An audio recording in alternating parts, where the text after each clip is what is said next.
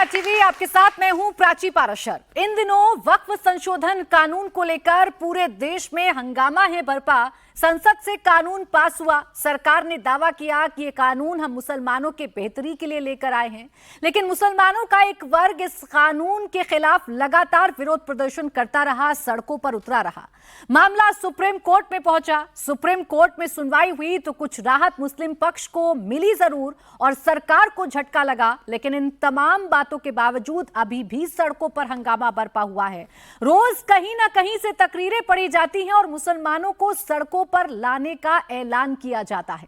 सबसे बड़ा सवाल यह है कि संसद से पास हुआ कानून सुप्रीम कोर्ट में गुहार लगाई गई है और जब सुप्रीम कोर्ट दोनों पक्षों की बात सुन रहा है तो फिर सड़कों पर यह हंगामा क्यों है बरपा? क्या डराने की कोशिश की जा रही है? क्या अफवाह फैलाने की कोशिश की जा रही है? और सबसे बड़ा सवाल ये कि क्या सड़कों पर लोगों को उतारकर, क्या सड़कों पर मुसलमानों को उतारकर क्या किसी तरीके के दबाव बनाने की कोशिश की जा रही है? आज इसी पर करेंगे चर्चा। खास मेहमान हमारे साथ है सैयद यासिर जिलानी, भारतीय जनता पार्टी के प्रवक्ता हमारे साथ है, तालियों के साथ इनका भी स्वागत कीजिए। मौलाना शमूम कासमी हमारे साथ हैं, प्रेसिडेंट उत्तराखंड मदरसा बोर्ड, तालियों के साथ सर का स्वागत कीजिए। मसूद फयाज हाशमी इस्लामिक स्कॉलर के तौर पर हमारे साथ हैं, तालियों के साथ स्वागत कीजिए। और हाजिक खान जी हमारे साथ हैं, इनका भी तालियों के साथ स्वागत कीजिए, इस्लामिक स्कॉलर हैं। तो बहुत स्वागत आप सभी का। और हाजिक खान जी, आप ही से शुरुआत कर रही हूं। संसद से कानून पास हुआ, आपको पसंद नहीं आया, याचिकाएं सुप्रीम कोर्ट में लगाई गई और सुप्रीम कोर्ट अब आपकी भी सुन रहा है, सत्ता पक्ष की भी दलीलें सुन रहा है, तो फिर सड़कों पर ये कौन लोग हैं जिनका खून खौल रहा है? देखिए मैडम, बात यह है कि सरकार जो भी हिंदुस्तान में आई 70-78 सालों से वो कानून बनाती रही। इस वक्फ बोर्ड का कानून भी 1913 में बना, 1927 में बना, 1995 में बना, 2013 में बना और देश की सरकारों ने बनाया। जब 2013 में इस कानून को हिंदुस्तान की तरमीम किया गया था तो भारतीय जनता पार्टी की उच्च कोटि की जो लोक नेता थे, अटल बिहारी वाजपेयी, आडवाणी जी, मुरली मनोहर जोशी जी, सुषमा स्वराज जी, अरुण जेटली जी जैसे विद्वान लोग मौजूद थे। कानून बना था, आज उस कानून को फिर बनाया गया और मोदी जी के नेतृत्व में इस कानून को बनाया गया। लेकिन इस कानून का विरोध करना हम ही नहीं कर रही, इस देश का विपक्ष कर रहा है, मुसलमान कर रहे हैं। 72 एप्लीकेशन 150 कम से कम जो है रिटें आई हैं सुप्रीम कोर्ट में, वो भी हिंदुस्तान के नागरिक हैं। बात यह सरकार को कानून बनाने का हक है। मैं पूछना चाहता हूं कि भारतीय जनता पार्टी की सरकार पिछले 11 साल से हिंदुस्तान में हुक्मरानी कर रही है। इन्होंने मुसलमानों के लिए कितने स्कूल खोले, कितने हॉस्पिटल खोले, कितने पिछड़ों के लिए इन्होंने काम किया? लगता है आपने मेरा सवाल समझा नहीं। ना आंदोलन पर मेरा सवाल है, ना मेरा सवाल आपके विरोध पर है। मेरा सवाल है उन लोगों पर जो रोज ये कहते हैं कि मुसलमानों आज जाग जाओ, अगर नहीं जागोगे तो तुमसे तुम्हारे सारा सामान छीन लिया जाएगा, तुम्हें सजदा करने की जगह नहीं दी जाएगी। अब दो बातें हो सकती है ना, या तो आपको कोर्ट पर यकीन नहीं है और यकीन है तो सड़कों पर उतरकर क्या दबाव बनाने की कोशिश। हमारा इतिहास है कि हमारा कोर्ट पर यकीन है कि बाबरी मस्जिद का जब मसला हुआ तो इसी माननीय सुप्रीम कोर्ट ने धारा 142 के तहत अपने विवेक पर फैसला किया था। और हिंदुस्तान के किसी मुसलमान ने, एक भी आप बता दें, हिंदुस्तान का कोई और आदमी बता दे कि किसी ने उसका विरोध किया हो। लेकिन आज आप ये पूछ रही हो कि सरकार का काम है जिम्मेदारी अपने नागरिकों के लिए। अगर वक्फ बोर्ड में घपला हो रहा है, वक्फ बोर्ड में बेईमानी हो रही है, सरकार ने थोड़ी ना वापस लेना है, आपको तो कोर्ट से उम्मीदें हैं, तो सड़कों पर उतरकर क्या सुप्रीम कोर्ट पर दबाव बना रहे हैं? मैं तो ये जान रही हूं। नहीं, हमारा सरकार का विरोध है। सुप्रीम कोर्ट तो अपना फैसला करो। सुप्रीम कोर्ट में 150 एप्लीकेशन गई हैं, 150 डेट गई हैं। उन डेटों पर सुप्रीम कोर्ट का हमारी भी सुनेगा, सरकार भी सुनेगा। लेकिन पिछले 16 तारीख को सरकार ने कहा हम 17 को जवाब देंगे, 17 में कोई जवाब नहीं हुआ। और तुषार मेहता जो सरकार के वकील हैं, उन्होंने 1 हफ्ते का टाइम मिला, उन पर 1 हफ्ते के टाइम का भी नहीं, क्योंकि यहाँ धारा 25, धारा 26, धारा 29, धारा 31 का उल्लंघन हो रहा है। मौलाना खुर्शीद रब्बानी हैं, कह रहे हैं एक मुसलमान इस सिलसिले में जान दे भी सकता है और जान ले भी सकता है। मौलाना महमूद मदनी है, लड़ाई जारी रहेगी, जो कुर्बानी देनी पड़ेगी हम देंगे। मौलाना सोहराब हैं, कह रहे हैं मुसलमानों जाग जाओ, मुसलमानों उठो, यूं ही सोते रहे तो सजदा करने की जगह नहीं मिलेगी, आपकी जगह आपसे छीन ली जाएंगी। इस पर जवाब दीजिए।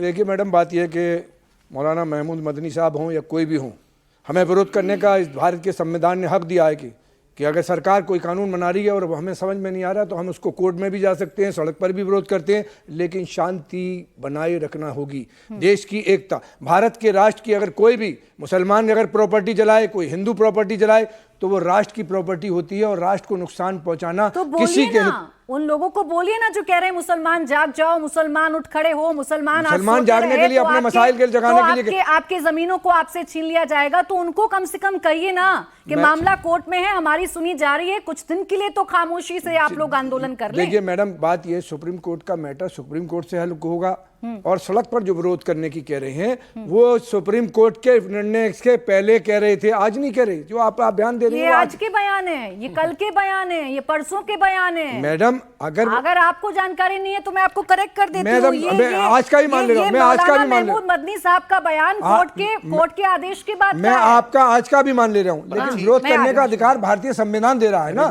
कोई हम ये कह रहे हैं कि उनको भारत के संविधान का कुछ कानून का विरोध करना है, लेकिन शांति बनाए रखना है, ये कहना हमारा है। हमारा कहना ये है, हमारे देश की, ये देश की एकता और अखंडता को नुकसान पहुंचाने वाला चाहे कोई भी हो, वो गलत है, उसको हम गलत कहेंगे। मामला कोर्ट में है, संसद से सब कुछ पास हो गया, अभी भी खून खौल रहा है, अभी भी सड़कों पर लोग उतर रहे हैं, आप क्यों नहीं समझा पा रहे हैं, क्यों नहीं माहौल ठंडा कर पा रहे हैं? आप देखिए, आप किससे रिक्वेस्ट कर रही हैं?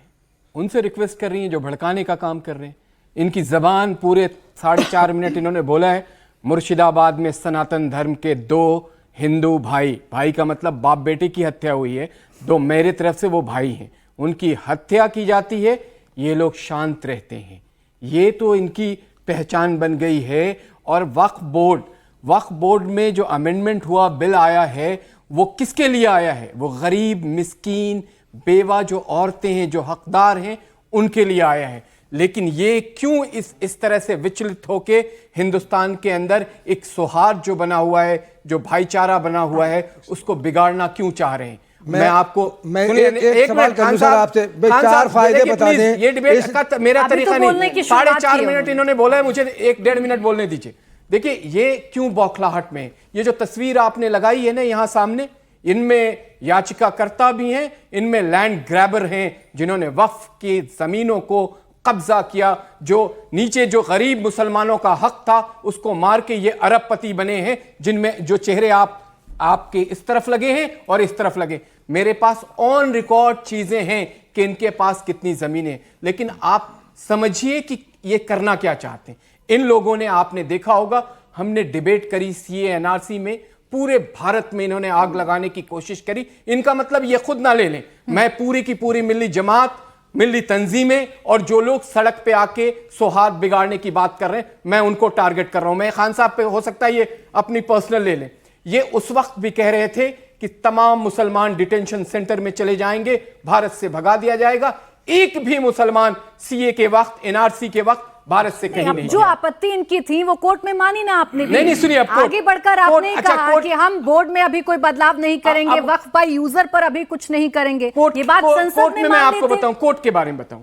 कोर्ट में आप पिछले 24-36 घंटों में आपने देखा 3 नाम वकील, एक धवन, एक सिब्बल, एक मनुष सिंघवी। कपिल सिब्बल इस वक्त कांग्रेस में नहीं है, एक दल के समर्थन से राज्यसभा में है। अभिषेक मनु सिंघवी डिक्लेयर कांग्रेस के नेता हैं, धवन के बारे में बताने की जरूरत नहीं। ये वो वकील हैं जो एक बार आप मिलने जाएंगे, मैं इसलिए ये पूरी की पूरी चीजें समझा रहा हूं जो हमारी जनता बैठी है कि समझे। 25 लाख रुपए चार्ज करते हैं, कौन लोग हैं जो फंड कर रहे हैं, कौन लोग हैं, और क्या बात कर रहे हैं? वक्फ बाय यूजर की बात बार बार आ रही है, बार बार वक्फ बाय यूजर। यहां हम चारों लोग खड़े हैं और आप भी बहुत अच्छी जर्नलिज्म करती हैं, सब जानते हैं कि वक्फ बाय यूजर को किस तरीके से डिस्क्राइब किया जा सकता है। अल्लाह के नाम पे दी हुई दान की चीज। ना मैं वकीलों के फीस पर चर्चा कर रही हूं, ना मैं कांग्रेस की मंशा पर चर्चा कर रही हूं, ना मैं लोगों की मंशा पर चर्चा कर रही हूं। मैंने आपसे पूछा कि जो बात मुस्लिम पक्ष की तरफ से संसद में कही जा रही थी वहां आपने मानी नहीं, क्योंकि आपके पास बहुमत था। देखिए, आपको सुप्रीम कोर्ट में मानना पड़ा ना आपको। भारत के लोगों को इन लोगों ने भ्रमित किया है, भ्रम फैलाया है, हमें बताना पड़ेगा कि आप एक बात सुप्रीम कोर्ट में नहीं बता पा रहे हैं। नहीं, सुप्रीम कोर्ट भाग रहे हैं, बता रहे हैं, भाग रहे हैं। सुप्रीम कोर्ट की खूबसूरती देख लीजिए, हमारे एक दिन में 24 घंटे में कुछ नहीं बता पाए सुप्रीम कोर्ट। विपक्ष में 75 लोग याचिकाकर्ता बन गए, और याचिकाकर्ता में एक नाम लूंगा मैं, ये उसको डिनाई नहीं कर सकते। एक नाम है अमानतुल्लाह का, वो याचिका करता है, लैंड ग्रैबिंग केस में वो जेल जा चुके हैं।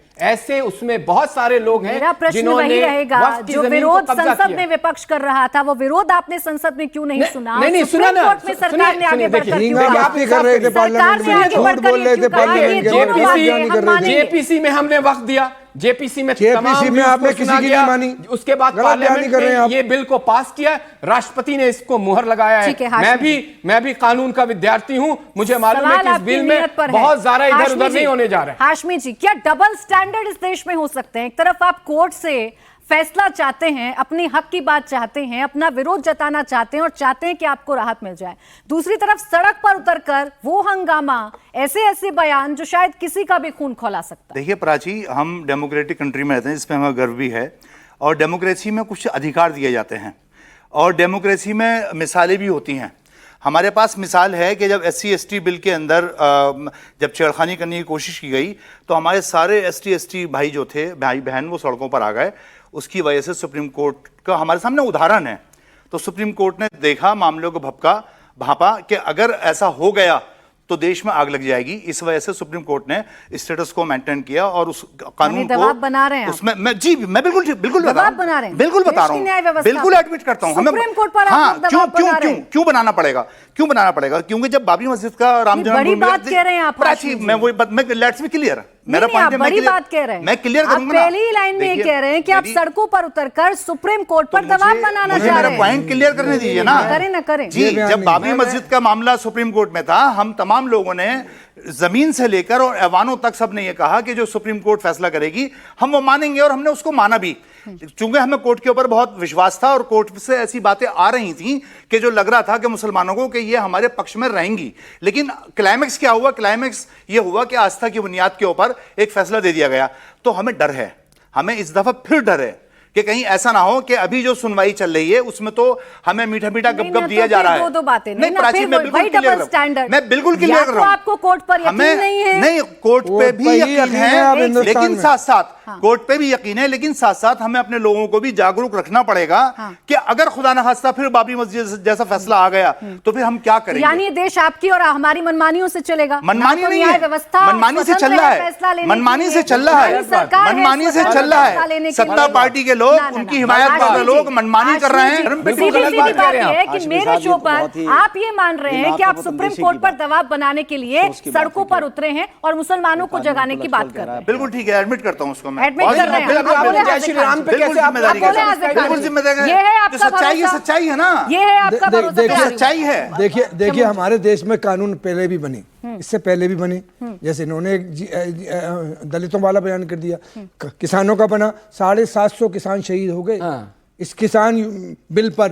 हर इन्होंने जीएसटी लाए, तमाम उद्योग खत्म हो गया, इन्होंने नोटबंदी की, 700 लोग लाइन में खड़े होकर नोटबंदी करके मर गए। पर दबाव बना रहे हैं, इस बात का जवाब हम ये दबाव बना रहे हैं, किरण रिजिजू दबाव बना रहे हैं, हमारे वाइस प्रेसिडेंट साहब नहीं दबाव बना रहे हैं, हमारे वाइस प्रेसिडेंट दबाव बना रहे हैं, किरण रिजिजू, आप उनकी बात कीजिए। हम लोग दबाव नहीं बना रहे हैं, आप इसको दबाव नहीं, तो अगर मेरे को पैनलिस्ट दबाव नहीं दे पा रहे तो मुझे पड़ेगा।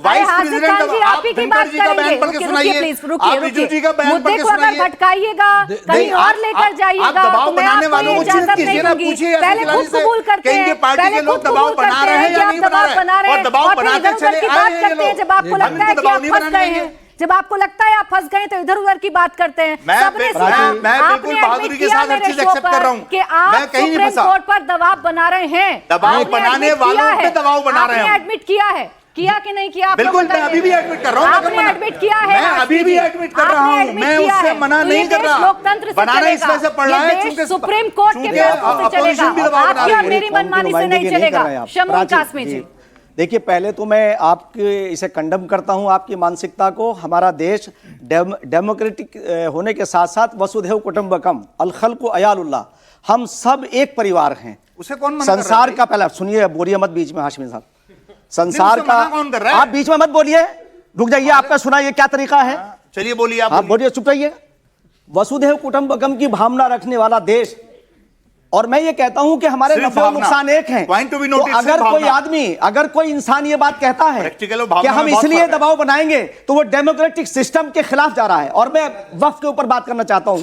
प्राची, मैं उत्तराखंड राज्य के अंदर माननीय मुख्यमंत्री पुष्कर सिंह धामी जी ने हमारे कल ही एक स्टेटमेंट दिया है कि हम किसी भी कीमती एक एक इंच जमीन को उसका नाजायज इस्तेमाल नहीं होने देंगे। मैं आज विश्वास दिला रहा हूं आपको कि भारत के अंदर जिन लोगों ने 60 साल तक मीडिएटिंग की, एक बड़े दल की, कांग्रेस की, उन्हीं लोगों के बड़े बड़े मॉल बने हुए हैं, जिन पर मुसलमानों के लिए स्कूल और कॉलेज होने चाहिए थे, जिन पर अस्पताल होने चाहिए थे।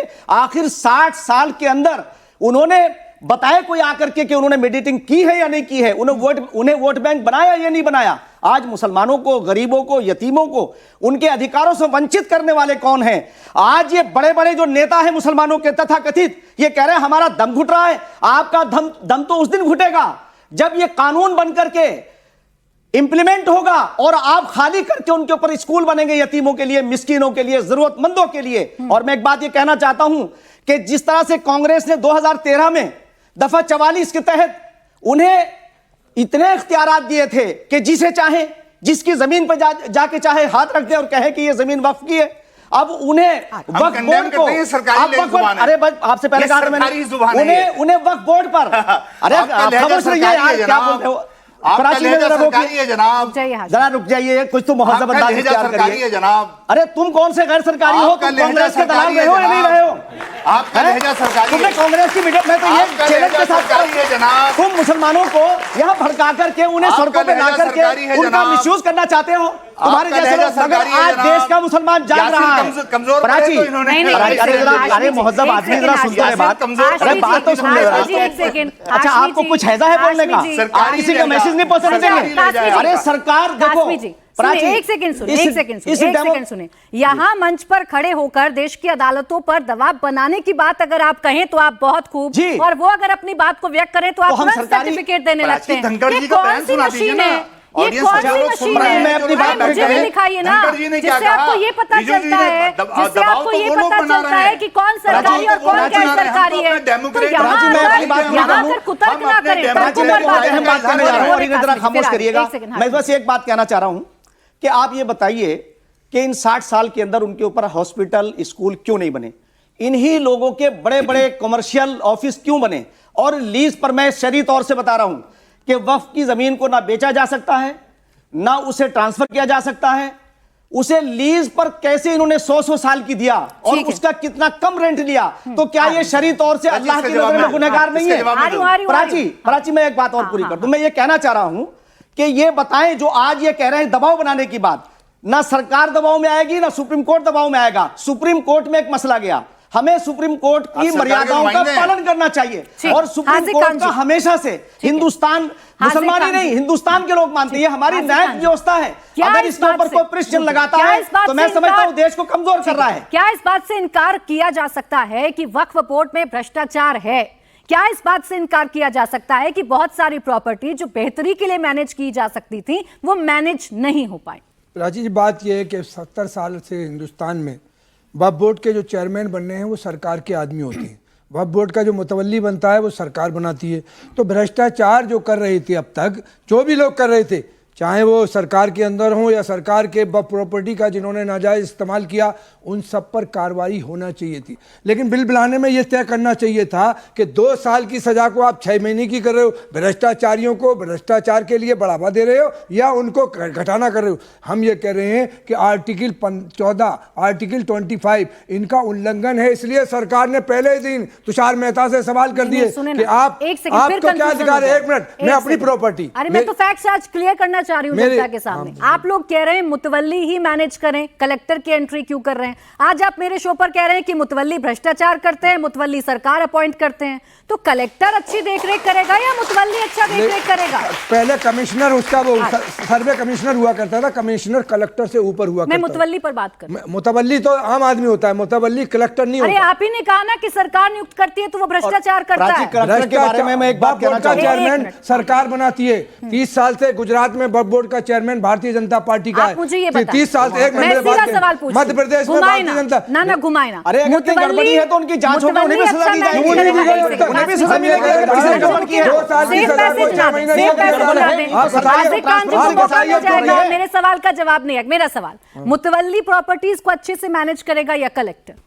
कलेक्टर जो है सरकार का आदमी है। हिंदुस्तान में तमाम सरकारें, दिल्ली में, तो मुतवल्ली भी तो सरकार का था, आप ही ने कहा। नहीं, आपने कहा, नहीं आपने कहा, हाँ ये कहा था, बोर्ड का चेयरमैन नियुक्त करती है, मुतवल्ली भी सरकार, सरकारी आदमी होती, सरकार के होते हैं। आपको खुद नहीं पता या मुझे कंफ्यूज कर रहे हैं। सिस्टम कभी मुतवल्ली कह रहे हैं, कभी कलेक्टर कह रहे हैं, कभी चेयरमैन कह रहे हैं। एक सेकंड में कैसे गठित होता है उसी में तो सुधार किया जा रहा है। अच्छा शमुन जी, उसमें कोई सुधार नहीं है। आप उनकी सजा को खत्म करके भ्रष्टाचार को बढ़ा रहे हैं। जिस वक्फ बोर्ड के कानून को लेकर आप लोग इतनी हाय तौबा कर रहे हैं, आपको ठीक से जानकारी नहीं है। क्यों नहीं है, बताएं क्या नहीं है? आप मुझे कंफ्यूज कर रहे हैं। कभी मुतवल्ली सरकार, कभी सरकार नहीं कमिश्नर, कभी कमिश्नर नहीं कलेक्टर, कभी भ्रष्टाचार, कभी भ्रष्टाचार नहीं, कभी सरकार दोषी। सीधा बताएं ना, सीधा सवाल, मुतवल्ली पर ज्यादा यकीन या कलेक्टर पर? कलेक्टर के मुतवल्ली और कलेक्टर में फर्क ये है मैडम कि मुतवल्ली आम आदमियों में से चुना जाता है और कलेक्टर आसमान से उतरता है। आसमान में हिंदुस्तानी होता है, कलेक्टर आसमान से और उतरता है। कलेक्टर सरकार का आदमी होता है और सरकार से बात तो मैडम, सरकार से जो लड़ाई चल रही है वक्फ बोर्ड की, वक्फ बोर्ड में जिस प्रॉपर्टी पे दिल्ली में जो सरकारी, जैसे मिलीनियम पार्क है, DPS है, ओबराय होटल है, ये सरकार के कब्जे में। अब सरकार से जब लड़ाई चल रही है तो DM जो है सरकारी आदमी होता है। कितना कार्यकाल होता है सरकार का? सरकार का कार्यकाल कितना? 5 साल। और कलेक्टर कितने सालों तक रहता है? कलेक्टर सारी जिंदगी रहेगा। तो कलेक्टर सारी जिंदगी, तो उस सरकार जब बदलेगी तो कलेक्टर तो अपने आप ही फैसला लेगा ना। बदलने से गलत बयानी नहीं, मैडम, सरकारी गलत बयानी नहीं, सरकार का गलत बयानी नहीं। सरकार का कोर्ट जाएंगे कि नहीं जाएंगे? एक चीफ मिनिस्टर के खिलाफ एक फैसला के बारे में थोड़ा, अगर कलेक्टर ने गलत कहा, फिर आ रही हूं हाशमी जी, अगर कलेक्टर ने गलत किया, मान लिया आपकी बात, उसके बाद अदालत जाने का दरवाजा आपके लिए खुला है कि नहीं खुला? पहले भी खुला था, आज भी है। तो फिर क्या दिक्कत है? दिक्कत नहीं है, दिक्कत यह है कि सरकार जो बना रही कानून, वो 4 लाख प्रॉपर्टी जिनका रजिस्ट्रेशन नहीं है, उनका हड़पने की साजिश से चली है। अगर उनका वक्फ यूजर खत्म किया गया, जवाब ले लूं, वक्फ यूजर खत्म किया गया तो फिर प्रॉब्लम आ जाएगी। देखिए यहाँ प्रॉब्लम है, जो 4,36,224 शायद ऐसी संपत्तियां जिनकी जानकारी नहीं। आपकी नीयत उन संपत्तियों पर खराब हुई है, या हाजिक खान जी ने अभी अभी आरोप लगाया? देखिए, मैं यही नहीं कह रहे, इनके लाइक माइंडेड 600-700 लोग लगे हुए, वो पूरे देश में भ्रम फैला रहे हैं। वजीर आजम प्रधानमंत्री नरेंद्र मोदी साहब खुद कह रहे हैं कि औकाफ से रिलेटेड जितनी भी चीजें हैं, मस्जिद हो, मदरसे हो, इबादतगाह हो, कब्रिस्तान हो, गृह मंत्री अमित शाह जी सेम बात को रिपीट कर रहे हैं, और जो हमारे अल्पसंख्यक कल्याण मंत्री हैं किरण रिजिजू जी, वो भी इस बात को कह रहे हैं कि इसमें किसी तरह की कोई बदलाव नहीं है। जो 2013 अमेंडमेंट का बिल था, उस वक्त मैं नहीं जाऊंगा कि उस वक्त कांग्रेस ने रातों रात 125 प्रॉपर्टी धीरे से कहां ट्रांसफर किया था। कैसे कर देगी लगातार? प्लीज आप ये बात मत बोल रहे हैं, आप कैसे कर देंगे? यकीन नहीं करेंगे, लेकिन इन्होंने छोटे छोटे बच्चों को प्ले कार्ड देके मुसलमान इलाकों में ऐसे खड़ा कर रखा है, मदरसों के बाहर, स्कूल के बाहर, मसाजिद के बाहर। जिलानी साहब, आप जैसे 20-25 लोग, यार प्लीज, अरे खान साहब प्लीज, आपको तो गली में भी कोई नहीं जानता है, हिंदुस्तानी मैं जानता हूं। अगर आप ऐसे सच्चाई के लिए देखिए, सबसे ज्यादा मौका आपको दिया, जब मौका दिया तो आपने मुझे नहीं, इनको भी कंफ्यूज कर दिया, और अब दूसरों के बीच में बोल के फिर माहौल खराब करेंगे। तो इनके करने से कुछ नहीं होना है। नहीं, मेरा सवाल ये, आपने 2013 का जिक्र किया, जब इतनी ही नीयत खराब थी, इतना ही सब कुछ खराब था, तो 2013 में सपोर्ट क्यों किया आप लोगों ने? नहीं, किसी, देखिए ये भी एक मिथ है जो ये सामने रख रहे हैं, ये बार बार लेके। कोई एविडेंस है या इस नए बिल से एक आप बता दीजिए, कोई पूरा प्रोसीजर बताइए। आप बार बार चर्चा कर रहे हैं, आप बार बार चर्चा कर रहे हैं, कोई एविडेंस नहीं। देखिए, लोकसभा में आपने समर्थन नहीं किया था, क्या बात करते हैं आप? लोकसभा में आपने समर्थन नहीं किया था। झूठ बोल रहे हैं यहाँ पे। अरे क्या बात कर रहे हो? सुनो तो सही, पहले सुनोगे नहीं, पहले झूठ बोल सकता है, उसके बाद नहीं हो सकता क्या? हाँ, देखिए, लोकसभा में जो प्रोसीजिंग पूरा सिस्टम है वो ऑन रिकॉर्ड होता है। कोई गलत बात होती है उसको निकाल दिया जाता है। कोई कभी कभी उस आधार पे भी वोटिंग में आदमी हिस्सा लेता है कि उस वक्त की सिचुएशन क्या रही होगी। तो क्या थी? सुनिए, बता रहा हूं। अगर किसी ने उसकी तारीफ कर दी है तो इसका मतलब नहीं कि हम साथ खड़े हो गए वक्त के।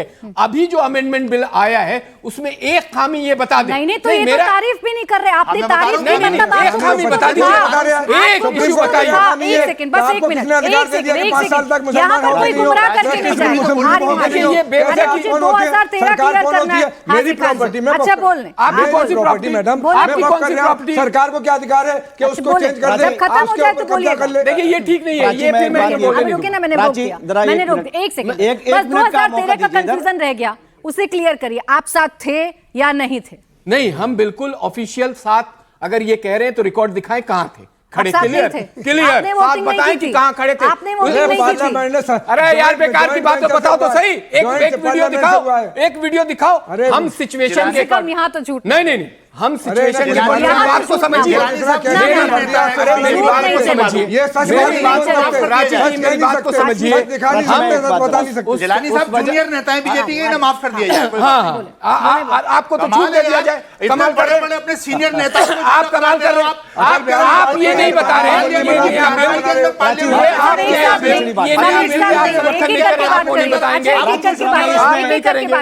कौन जूनियर है और कौन सीनियर है, यहाँ कोई तय नहीं करेगा। सब अपनी अपनी बात रखेंगे। एक सेकंड, मैं ये चाहते हैं कि ये जो बात कहे मैं उसको एक्सेप्ट कर लूं, ये नहीं होगा। वहां देखिए वो क्वेश्चन वहां से आएगा, उसका जवाब दूंगा मैं। ठीक। हाशमी जी, बहुत सारे कंफ्यूजन हो गए जब हाजिक खान जी बोल रहे थे। अब आप मुझे समझाइए, सिस्टम में अगर कलेक्टर की एंट्री हो रही है और मुतवल्लियों से ज्यादा पावर अगर कलेक्टर को मिल रही है, तो कौन सी चीज बेहतर है? वो पढ़ा लिखा आईएएस अफसर जो मैनेज करे, जो पूरे जिले को देखता है, या वो मुतवल्ली जिस पर आप लोग भी आरोप लगाते हैं?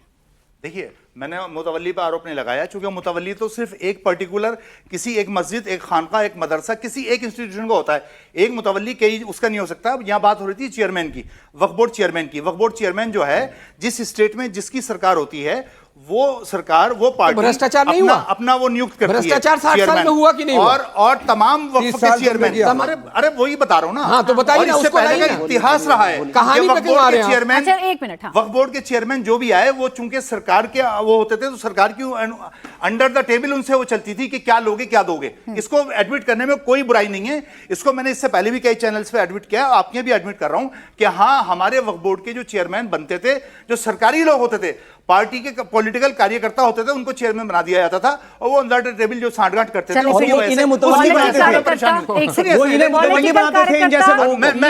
इनके खानदान में भी कोई मुतवल्ली जरूर रहा होगा। नहीं, कलेक्टर, पॉलिटिकल कार्यकर्ता या कलेक्टर। देखिए, कलेक्टर की जो आप बात कर रही थी कि कलेक्टर के बारे में मैं जरा सा मैं इसलिए बताना चाहूंगा, मुझे इसलिए कह रहा हूं, ये गलत इंटरप्रिटेशन कर रहे हैं। बीच में नहीं ना, प्लीज। आ रही हूं, आप ही के पास आ रही हूं, खुलकर बोलिएगा। आपने बिल्कुल ठीक कहा कि सरकार 5 साल के लिए होती है और कलेक्टर ज्यादा टाइम के लिए होता है। लेकिन जिस 5 साल में सरकार है, उस 5 साल में वो कलेक्टर जो काम कर रहा है, वो उसमें माने। अभी तो देखिए, बिल अभी लागू भी, अभी बिल लागू भी नहीं हुआ था, बिल लागू भी नहीं होता, लेकिन उसके बावजूद आपने फिर कंफ्यूज किया। चेयरमैन को सरकार चुनती है, कलेक्टर भी सरकार की ही चुनेगा, फिर दिक्कत कहाँ है? कलेक्टर अपनी मेहनत से आता है, सरकार कर रही है, पहले भी करती थी, अब भी कर रही है। प्राची, मैं वही तो आपको बता रहा हूँ, अभी कानून लागू नहीं हुआ था पूरी तरह।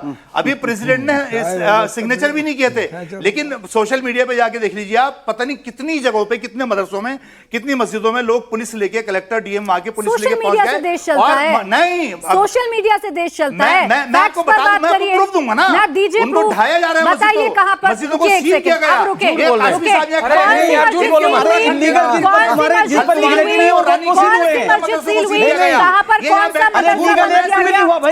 सरकार के करीब पहुंचना चाहिए। अगर तुमने कहीं नाजायज कब्जे कर रखे तो उसमें तो सील होगी। आपका पता चलेगा कि आप मुतवल्ली है। सेफ पैसेज मत दीजिए इनको। इस गिलास में इतना पानी, इन्होंने बहुत बड़ी बात कही है। इस बात को कैसे साबित किया जाए? ये नहीं होगा ना, यहाँ कोई एक्सपेरिमेंट नहीं चल रहा है ना, यहाँ कोई इंटरव्यू चल रहा। आपने कहा कि मस्जिदें सील की गई, उदाहरण, नाम के साथ, समय के साथ, सरकार कौन सी कहां कार्रवाई दीजिए, 2 एग्जाम्पल दे दीजिए जब से ये कानून लागू हुआ है। अभी परसों फरीदाबाद के अंदर एक मस्जिद शहीद की गई, भटकल लेक के पास। ये वक्फ कानून के बाद, वक्फ कानून के आने के बाद, परसों की बात, यानी सुप्रीम कोर्ट की नहीं मान रहे। अभी उसकी स्थिति बताइए ना। अरे उसकी स्थिति तो बताइए। रानीखेत के अंदर दर्जनों मस्जिदें सील की गई हैं। उत्तराखंड की बात कर रहे हैं।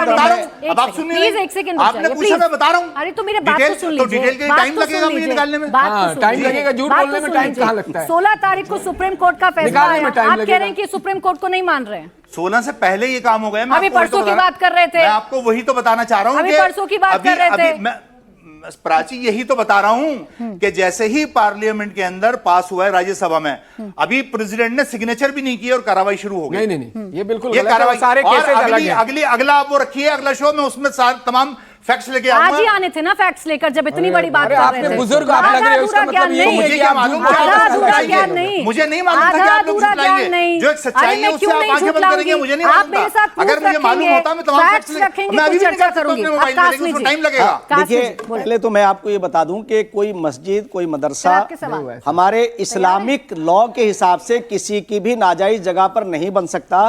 खुद हजरत मोहम्मद सल्लल्लाहु अलैहि वसल्लम का ये इरशाद है, अगर मुसलमानों को ये इस्लाम पर भाई साहब, आप झूठ आदत बोल की सकते तरह हैं, आदत झूठ बढ़ने नहीं देंगे। बात तो मालूम है आपको। अरे हाशमी रुक जा यार, भैया रुक जा। कमाल कर रहे हैं आप, अभी बात पूरी करने दो। आप सिर्फ अच्छा, चीफ आपको मिनिस्टर मैं की बोलने नहीं दूंगा, फिर मैं भी यहाँ पे मुसलमानों को स्वागत करना चाहते हैं लोग। आप जैसे मुसलमानों को थैंक यू करते हैं हम। जरा रोकिए जरा। हाशमी जी, आपके बीच में कासिम मतलब जी बोल आपके रहे बीच थे, में मैं नहीं चुप बोले कर तो इसका रही थी। मतलब ये है कि आप आपको प्लीज शराफत और तहजीब आती नहीं है। गलत बात बोलेंगे तो उसको मैं बीच में भी गैर टोकूंगा। महज़ब मैंने गैर महज़ब तरीका अपना रहे हो तुम तो यार।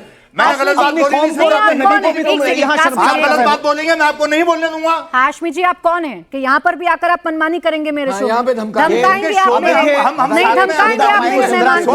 ये मैं तय करूंगी मेरा कितना मेहमान कौन कितना बोलेगा। यहाँ मनमानी नहीं चलेगी। आप बनाते होंगे अदालतों पर दबाव, मुझ पर नहीं बना पाएंगे। ये ड्रामा नहीं करिए। इन्हें देखिए, एक बात मेरी पहली बात तो मैं इस पे कहना चाहता हूं कि जो कलेक्टर के ऊपर बात की, डिस्ट्रिक्ट मजिस्ट्रेट पूरे जिले का संरक्षण करता है और वो संवैधानिक मर्यादाओं के तहत रहता है। सरकार की उतनी ही बात मानता है जितनी संवैधानिक है। ये कलेक्टर के ऊपर गलत इल्जाम है और मुसलमानों को भरमाने का प्रयास किया जा रहा है। नंबर 2, मैं ये बात कहना चाहता हूं कि जिस तरह से इन वक्फ प्रॉपर्टियों का अब तक इन 60 साल के अंदर जो मिसयूज हुआ है, तो आप उसका जवाब दीजिए कि इन यतीमों और मिस्कीनों के लिए जो वो प्रॉपर्टी बनाई गई थी, जिन्हें आज भरमा करके उन्हीं को सड़कों पे लाया जा रहा है और एक भ्रम पैदा किया जा रहा है कि तुम्हारी मस्जिदों पे ताला लगा दिए जाएंगे, मदरसे बंद कर दिए जाएंगे, कब्रिस्तान खाली करा लिए जाएंगे। इस वक्फ संशोधन जो एक्ट बन चुका है, कोई भी ऐसा प्रावधान नहीं है। और आप देखिए हमारे लोकतंत्र की मैं आज मुबारकबाद ये देना चाहता हूं प्रधानमंत्री और अपने अमित शाह जी और रिजिजू जी को कि उन्होंने वो खुद माइनॉरिटी से आते हैं। प्राची, वो माइनॉरिटी से आते हैं। अगर ऐसा कोई प्रावधान नहीं है तो सुप्रीम कोर्ट में मुझे पूरी बात करनी दीजिए। 2 पॉइंट पर क्यों मान रही है कि हम बोर्ड में कोई बदलाव नहीं करेंगे, वक्फ बाय यूजर की स्थिति ऐसी ही रहेगी? अच्छा, वक्फ बाय यूजर के ऊपर जो बात है वो तो पहले जो ये लोग शोर मचा रहे हैं, फिर मुसलमानों को गुमराह कर रहे हैं। वक्फ बाय यूजर को तो पहले ही निकाल दिया है कि अब नए जो वक्फ होंगे उसमें डॉक्यूमेंट्स लाने पड़ेंगे। जब उन सारी चीजों को नजरअंदाज कर दिया है तो ये भरमा क्यों रहे हैं? अच्छा, भरमा क्यों रहे हैं प्राची? ये इसलिए भरमा रहे हैं क्योंकि उस प्रॉपर्टी का ये लोग इस्तेमाल कर रहे हैं। सवाल लेने और जनता तय करेगी कि आप लोग कितना सच बोल रहे हैं और कितना झूठ बोल रहे हैं। मेरा ये सवाल है कि अब जो वक्फ बोर्ड के ऊपर नया बिल आया है, तो इसमें है कि डिस्प्यूटेड प्रॉपर्टीज में कलेक्टर का भी रोल होगा। तो सर, इससे तो पारदर्शिता ज्यादा इंप्रूव होगी हमारी। और अगर वक्फ इतना ही सही है तो डर किस बात का है सर? दीजिए हाथ से। देखिए, बात यह है कि वक्फ प्रॉपर्टी के बाद में झगड़ा जो चल रहा है हिंदुस्तान में, और उस प्रॉपर्टी में सरकार और वक्फ बोर्ड के बीच में झगड़ा है।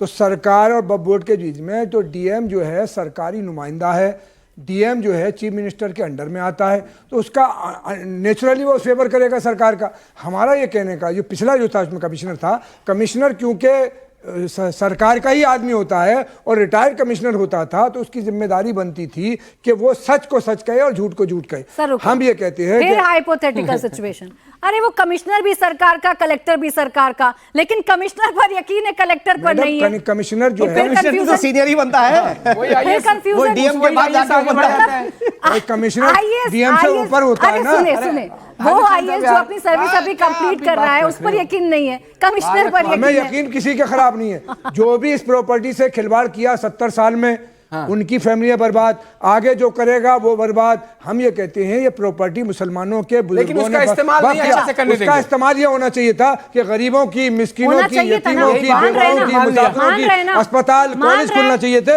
ये नहीं खुले, इसकी जिम्मेदारी उन सरकारों की। गलत हुआ वो मान रहे। 2 बात आ गई। एक तो बात आई मेरे शो पे कि दबाव बनाकर सुप्रीम कोर्ट से फैसला लेंगे, और एक बात आई कि वक्फ बोर्ड में गलत हुआ। आपने कहा कि हम लोग रोड पे आएंगे, संविधान के अनुसार हमें अधिकार है कि हम इसका विरोध करें। तो विरोध क्या आप घरों में आगजनी करके, हत्या करके करेंगे? जवाब सीधा ये संविधान आपको अनुरोध रोड पे आएंगे।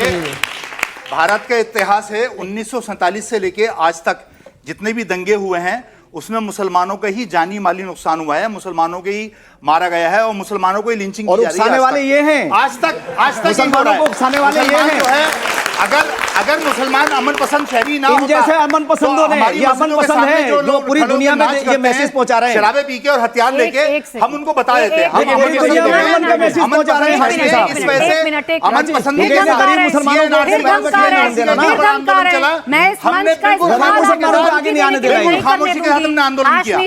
मैं इस मंच का इस्तेमाल आपको धमकी देने के लिए नहीं करने दूंगी। बंगाल बता रहा हूं, ये कह रहा है कि ये हम पे इल्जाम लगा रहा है। सुने हमने एतराफ कर रहे हैं, मुर्शिदाबाद में भी जो लोग पकड़े गए हिंदू लोग थे, लेकिन मुसलमानों को बदनाम करने के लिए नहीं सुनेंगे ना आप, क्योंकि आपका एजेंडा मैं इनकी बात कर रहा हूं, एजेंडा एक्सपोज हो जाएगा। मैं बोलूंगी तो एजेंडा एक्सपोज हो जाएगा। आप पूछिए, मरने वाला मुसलमान है तो भी गलत, मरने वाला हिंदू है तो भी गलत। Exactly. बंगाल में रिपोर्ट सरकार की है जहां हिंदुओं के घर को चुन चुनकर टारगेट किया गया। दिखाइए ना ऐसी कोई रिपोर्ट पुलिस की जहां आपको दिख रहा हो कि हिंदू ने मुसलमान के घर को चुन चुनकर टारगेट किया। 2002 गुजरात के साथ सबके सामने है। प्राची क्या बात कर रही हैं आप? मतलब उसे क्यों भुलाऊं? अभी दिल्ली के अंदर हुआ है 2021 में, उसे क्यों भुलाऊं? क्या बात कर रही हैं आप? वक्फ बोर्ड के ऊपर लड़ने झगड़ने की बात करते हैं तो बेरोजगारी और शिक्षा के लेकर बात क्यों नहीं कर सकते आप? देखिए बात यह है कि हिंदुस्तान के हिंदू हमारे पहले इनके सवाल के लिए तालियां बजा दी। बहुत अच्छा सवाल किया। हमारे हिंदुस्तान के हिंदू हमारे बड़े भाई हैं, हम उनके छोटे भाई हैं। बात यह है कि सरकार की जिम्मेदारी बनती है।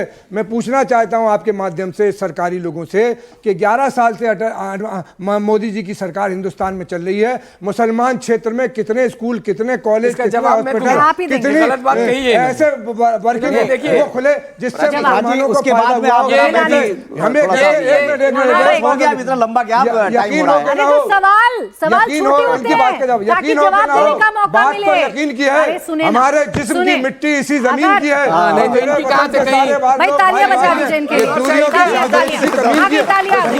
हमारे बीच में देशभक्ति नहीं है, देश के खिलाफ है। सवाल पूछना है या सिर्फ तालियां बटोरनी? सवाल पूछना है ना आपको? तालीम, शिक्षा, अस्पताल सब जानना है ना? दीजिए अब जिलानी जी जवाब। नहीं देखिए, इन्होंने तय कर लिया है कि आज झूठ के आधार पे, अच्छा वो हमारे पहले उनका दे दूं, जो बुजुर्ग हमारे मित्र हैं, मैं कलर लगा लूंगा, तुम्हारे ऐसा हो जाऊंगा भाई साहब। सुन तो लो, देखो सुनने में ही नहीं, ये कौन सा पैरामीटर इनके पास है कि ये जो कह रहे हैं वो 100% सच कह रहे हैं। इन्होंने दंगों में कह दिया कि दंगे तमाम जो मुसलमान है उसको विक्टिम बना दिया और हिंदू भाई को सामने जो है उन्होंने विलेन बना दिया। ये जो आपके दिमाग में कहीं से भरा हुआ है ना, इसको निकालिए। ये हिंदुस्तान है और यहाँ का सौहार्द, भाईचारा, यहाँ की शांति, यहाँ की परंपरा, यहाँ की रिवायत, यहाँ के रिवाज, सुनिए यहाँ के रिवाज पूरे दुनिया में मशहूर है। यहाँ का वसुधैव कुटुंबकम, यहाँ का सुनिए, अरे नहीं आप गलत बात कह रहे हैं। कोई भी अच्छी बात, प्राचीन का फेडर डाउन कराइए। सामाजिक सौहार्द की बात अगर कोई कर दे, सामाजिक सौहार्द की बात अगर ये करें, इन्होंने दीजिए। अच्छा मेरी बात सुनिए, जिस बंटवारे की बात ये कह रहे थे, पूरी बात कंप्लीट करने दीजिए। जल्दी से नहीं, जब बंटवारा हुआ ये भूल गए कि जब वहां से ट्रेनें आ रही थी, वहां से जब ट्रेनें आ रही थी लाशों से भरी आ रही थी, 10.5 लाख मुसलमानों की थी, वो मुसलमान थे। समय से कितना ही था, आप लोगों का बहस कभी खत्म नहीं होगी। बहुत बहुत शुक्रिया आपका। तो इसी के साथ हमारे खास कार्यक्रम में बस इतना ही। आप देखते रहिए इंडिया टीवी।